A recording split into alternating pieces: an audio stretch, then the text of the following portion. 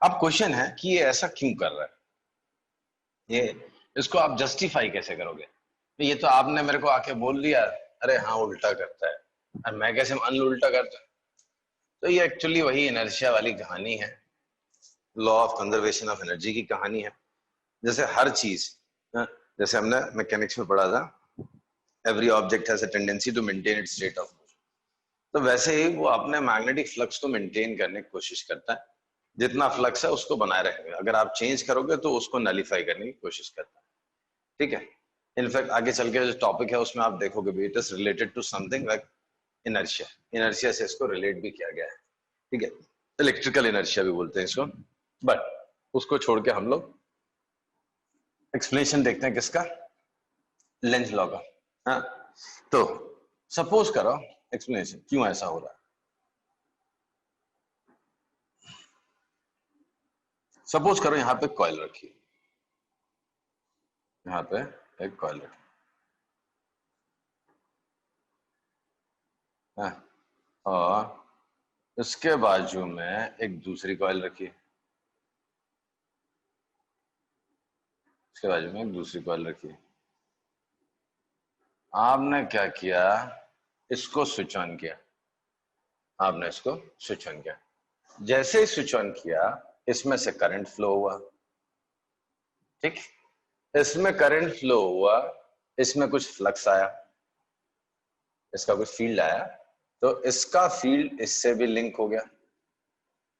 ठीक, इसको 1 कर देता हूं, इसको 2, तो इसका फील्ड इसमें भी लिंक हो गया। Now let us assume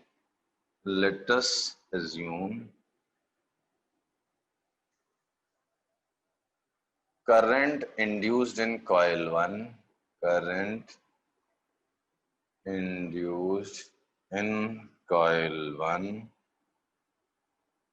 due to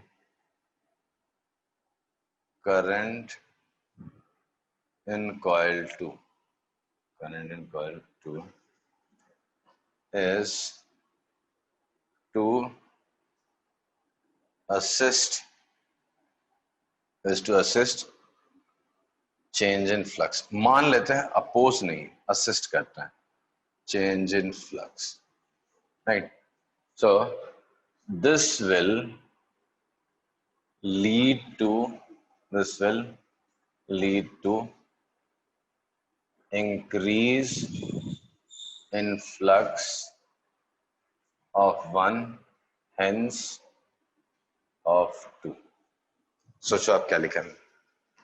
ये 3D फिगर है, थोड़ा सा मुश्किल होता है समझाना, बट आई एम श्योर अगर एक एक स्टेप आप रीड करोगे तो आपको समझ में आने लगेगा। क्या लिखा है, आपको समझ में आ रहा है? Let us assume current induced in coil 1 due to current in coil 2 is to assist change in flux. This will lead to increase in flux of 1, hence of 2। हाँ सर समझा। पक्का? ओके भाई, आपने ये वाला फ्लक्स बढ़ावा दिया, अब इसने सोचा है यार मैं भी, चलिए गरीब अकेला लगा हुआ, मैं भी ये वाले फ्लक्स को मिलके बढ़ाता हूं, तो इसने भी फ्लक्स बढ़ा दिया। और जब इसने बढ़ाया तो इसका भी तो फ्लक्स बढ़ गया, तो इसमें भी इंडक्शन होगा, तो increase in flux of 2 will induce a current in 2, which again if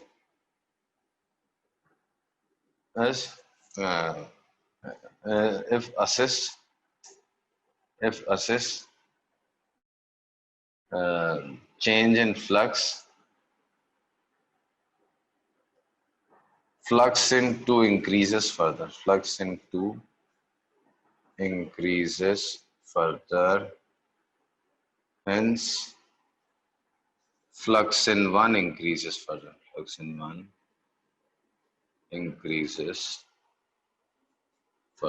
ठीक है।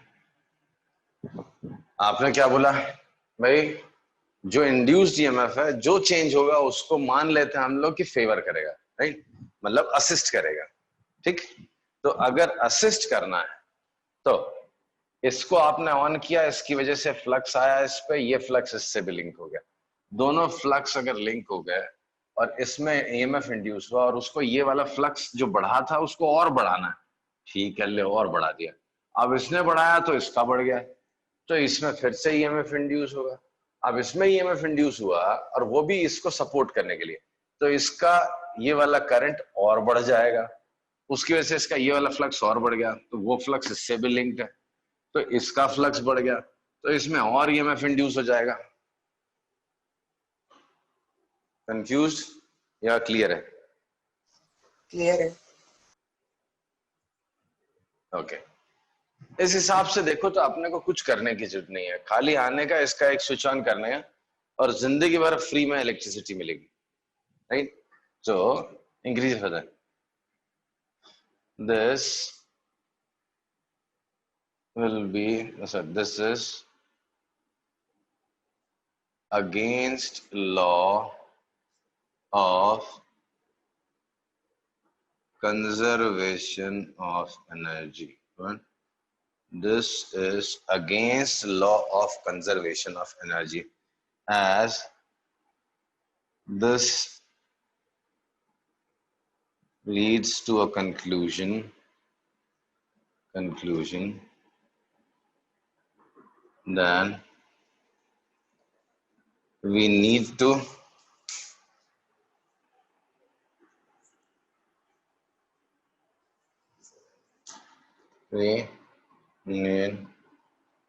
initiate current in coil 2 and electrical current keeps on increasing in both coils of its own, that is electrical energy is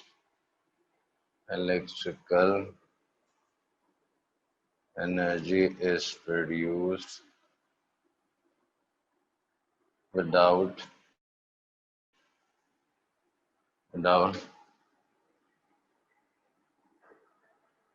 any energy. Electrical energy produced without any input, कोई input नहीं आ रहा but फिर भी electrical energy उसमें produce हो रही है। ऐसा कैसे हो सकता है? बिना किसी एनर्जी के लॉस के आपके एनर्जी कैसे वहां प्रोड्यूस आ रहा है समझ में? तो ये तो भाई law of conservation of energy को वॉइड कर रहा है, उसके अगेंस्ट जा रहा है, ये नहीं हो सकता। अगर आपको ये चीज नहीं समझ में आया तो मैं मेरा एक थॉट एक्सपेरिमेंट बताता हूँ। मैं बचपन में ऐसा एक एक्सपेरिमेंट सोचता था, अगर ये नहीं समझ में आ रहा था, अगर ये समझ में आ गया तो मेरे को खुशी।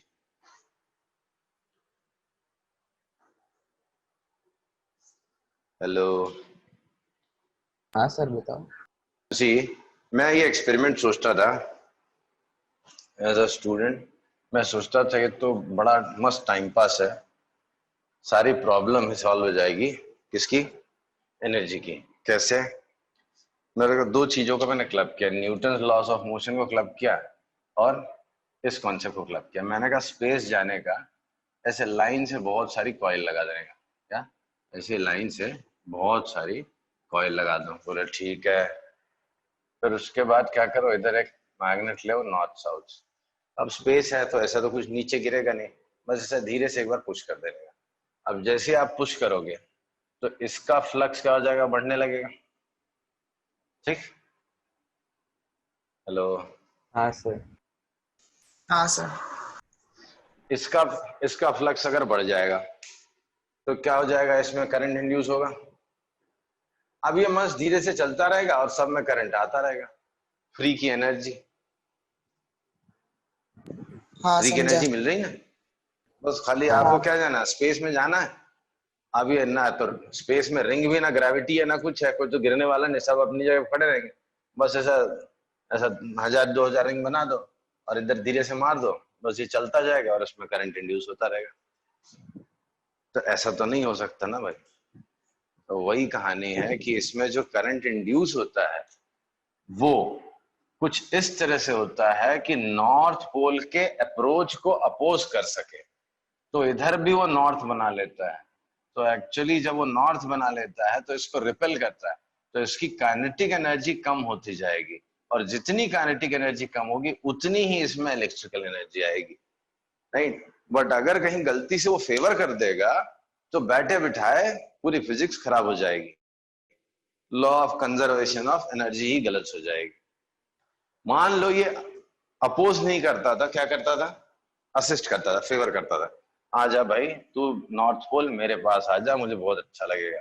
अगर ये ऐसा सोचता था और मैं तेरे को और खींचूंगा, तो क्या होता था, ये नॉर्थ पोल इधर आ रहा है, इसने बोला चलो मैं इधर साउथ पोल बनाता हूँ, इधर साउथ पोल, इधर क्लॉकवाइज करंट करके मैंने इधर साउथ पोल बना लिया। तो उससे क्या होगा, नॉर्थ पोल और खींचेगा। हेलो। हाँ यस सर।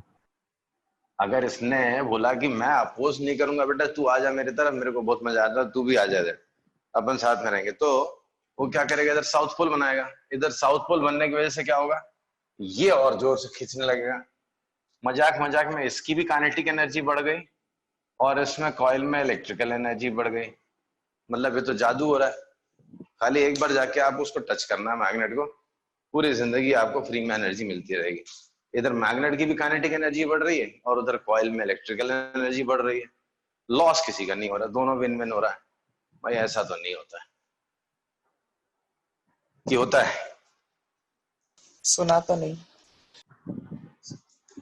बस this will be against law of conservation of energy. And actually सही बताऊं तो जोक है, मैं बहुत साल तक ऐसा सोचता रहा कि ये एक्सपेरिमेंट पॉसिबल है। मैंने बोला मस्त है, न्यूटन लॉ ऑफ मोशन के हिसाब से स्पेस में कोई फोर्स लग नहीं रहा है, ये बहुत अच्छा मस्त लाइन से क्या करो, क्या करना, लाइन से बहुत सारी कॉइल रख देने का, इधर जाने का, मैग्नेट ऐसे धीरे से मार देने का, ये आगे बढ़ता जाएगा और इसमें मस्त करंट फ्लो होता जाएगा। और मैं तो यहाँ तक प्लान कर लिया था, फिर बाद में इधर से वायर लटका के अर्थ में लेके आएंगे, फिर इधर भी फ्री में अपने को इलेक्ट्रिकल एनर्जी मिलती रहेगी। जब थोड़ा समझदार हुआ तब समझ में आया, ना रे भाई against law of conservation of energy, कैसे एनर्जी आएगी। वो तो यहाँ पे नॉर्थ पोल ही बना लेगा, अगर नॉर्थ पोल आपने भेजा तो ये भी नॉर्थ पोल बना लेगा, तो इसको अपोज करने लगेगा। जब अपोज करेगा तो क्या होगा, जितनी काइनेटिक एनर्जी मैग्नेट लूज करेगा उतनी ही इलेक्ट्रिकल एनर्जी वो प्रोड्यूस करेगा, नहीं समझा। So Lenz law is nothing but theoretical deduction, or we say one of the corollaries of law of conservation of energy. Energy can neither be created nor be destroyed, it can only be converted from one form to another. Okay, समझा। Yes sir. हाँ sir. Aditya आ रहा है समझ में? आदित्य कहाँ है? आदित्य, आदित्य ने एक बार माइक ऑन नहीं किया क्या? Yes sir. ओके, तो ये कहानी हो गई हमारी लेंस लॉ की। चलो, तो अब हम लोग कर सकते हैं ढेर सारे न्यूमेरिकल्स। सिंपल क्वेश्चन से स्टार्ट करते हैं।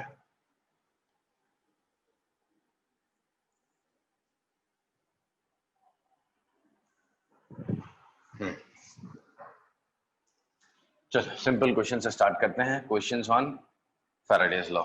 सो suppose there is a magnetic field, suppose there is a magnetic field. पहले आज इजी क्वेश्चंस करते हैं।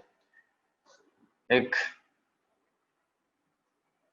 कॉइल है, ठीक है, it's moving in with speed of से 0.5 सेंटीमीटर पर सेकेंड। ठीक, ये बड़ा लंबा सा फील्ड है, यहाँ से बड़ा लंबा सा फील्ड है। ये विड्थ आपकी दी हुई है समझो 5 मीटर, और ये लेंथ है समझो आपकी 2 मीटर। बड़ा लंबा है, ये कभी खत्म नहीं होने जैसा है पहले, ठीक है। तो एंड फील्ड दिया हो आपको 2 टेस्ला, ठीक, फील्ड है 2 टेस्ला। तो आपको बताना है EMF induced in a coil as a function of time. क्या?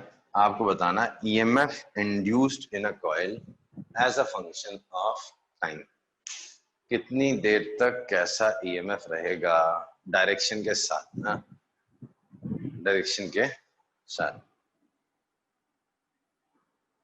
चलो ठीक बताओ पहले।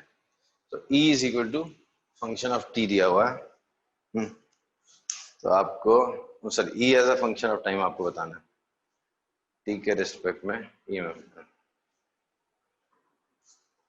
शुरू करो, बड़ा आसान सा क्वेश्चन है।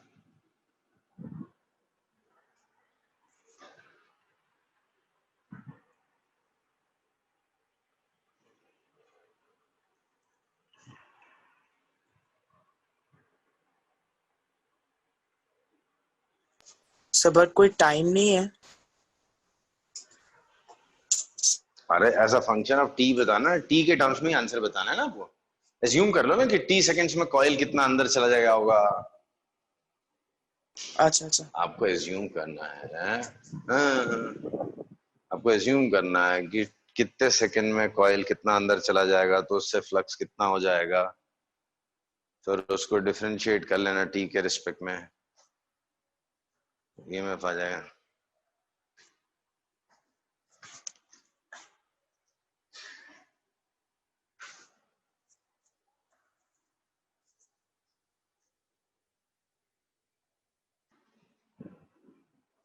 तो 0.5 मीटर पर सेकंड है कि सेंटीमीटर पर सेकंड? 0.5 सेंटीमीटर पर सेकंड। और बाकी के मीटर में दिया है। हाँ बाकी दोनों metre, 2 metre by 5 metre.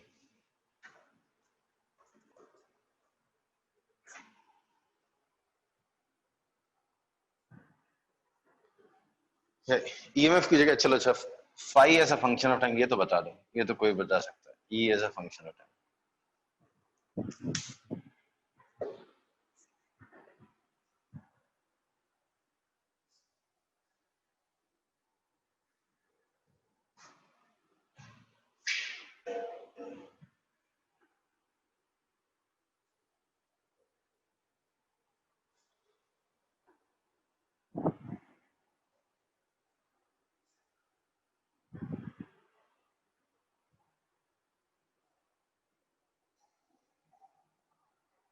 0.05 t।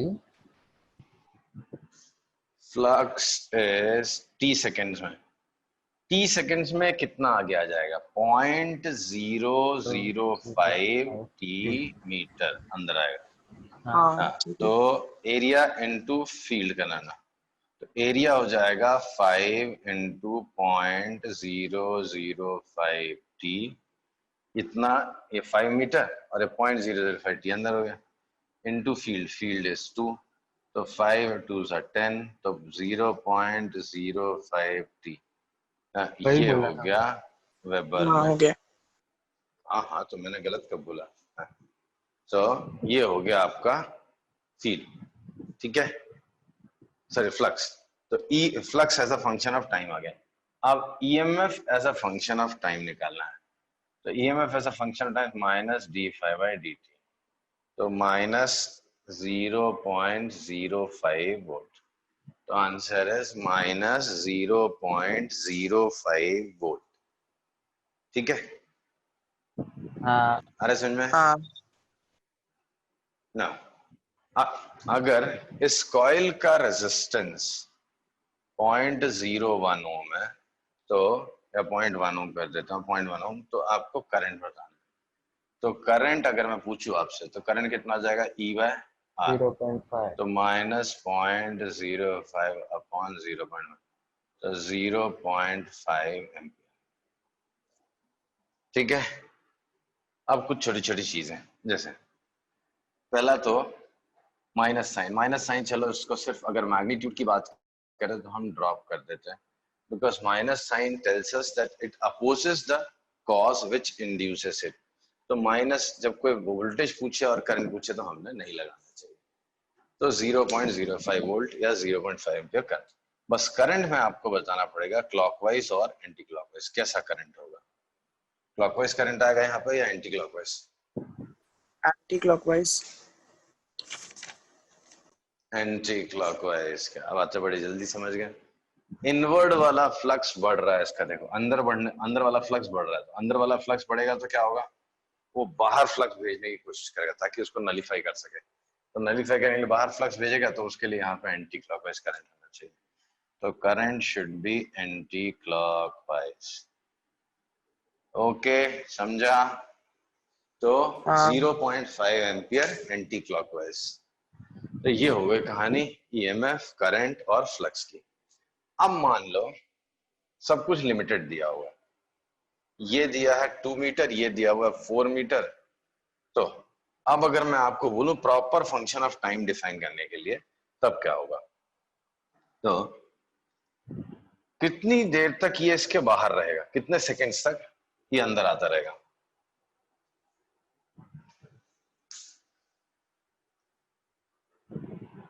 बोलो, कितना सेकंड लगेगा इसको कंप्लीटली इमर्स होने के लिए, फील्ड में पूरी तरह से अंदर आने के लिए?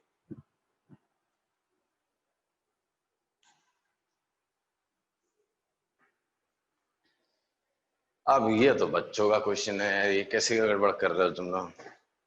2 मीटर है, 0.5 सेंटीमीटर पर सेकंड से अंदर आ रहे हो आप, तो 100 कितना टाइम लगेगा उसको कंप्लीटली इमर्स होने? सॉरी, 100 ऐसा सेकेंड। 100 बेटा कैसे? मुझे तो 40 दिख रहा है, मेरी आंख खराब है क्या? 40 ही 400 कितना है भगवान? 5 into 10⁻³ 400 सेकेंड। मुझे तो 400 सेकेंड लग रहा है। 0.5 सेंटीमीटर इंटू 400 करके देखो कितना होता है। 0.5 इंटू हाँ 400 मैंने करो। पता किया है। 200। 200 सेंटीमीटर मतलब 2 मीटर हुआ ना, समझा? नहीं बताओ। अरे बाबा 2 मीटर लेंथ है उसकी, 0.5 सेंटीमीटर हर सेकेंड आगे जा रहा है, तो कंप्लीटली फील्ड के अंदर इमर्स होने के लिए कितना टाइम जाएगा? 10।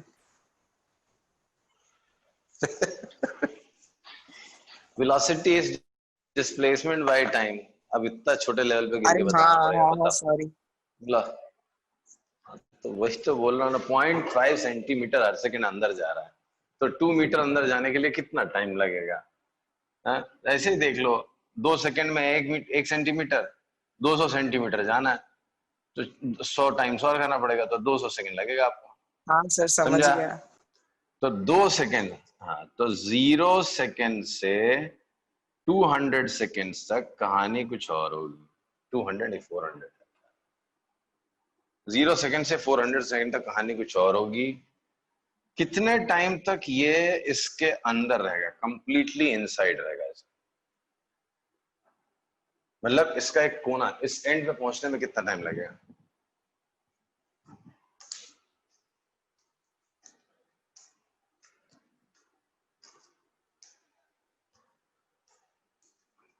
आठ सौ 800 सेकेंड। तो 400 सेकेंड से लेके 800 सेकेंड तक कहानी कुछ और रहेगी। समझा?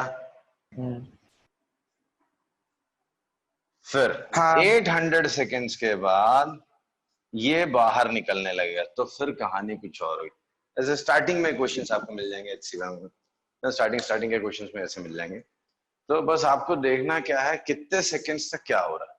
तो ये तीनों लिखने की हम कोशिश करेंगे। अब टाइम ही खत्म होने है, बहुत लेट आता है, नेक्स्ट टाइम से टाइम पे।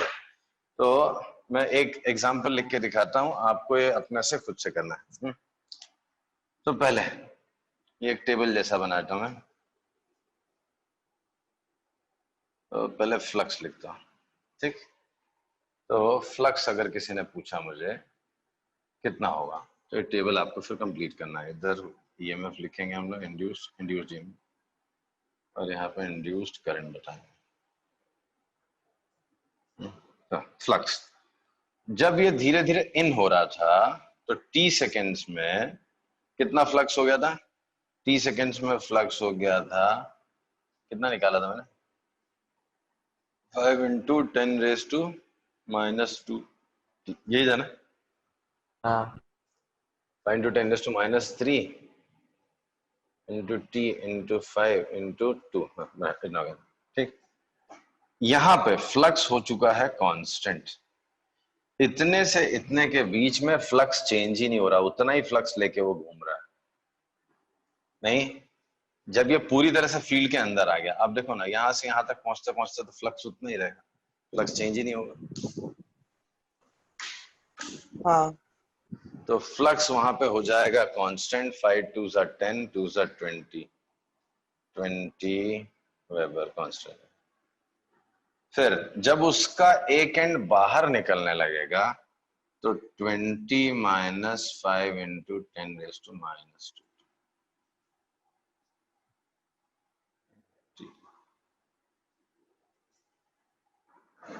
ये हो जाएगा। देख लो कैसे। अब उसके अंदर फ्लक्स 20 था, इनवर्ड फ्लक्स उसके अंदर 20 था, तो अब आपका फ्लक्स क्या होगा, कम होने लगेगा। जब वो फील्ड से बाहर जाने लगेगा तो फ्लक्स आपका कम होने लगेगा। फ्लक्स कम होने लगेगा तो कितना कम हो जाएगा, t सेकेंड्स में 5 इंटू 10⁻² कम हो जाएगा। तो पहले पूरा 20 था, तो 20 में से 5 इंटू 10⁻² कम होगा, तो 20 - 5 इंटू 10⁻² वेबर हो जाएगा। समझा?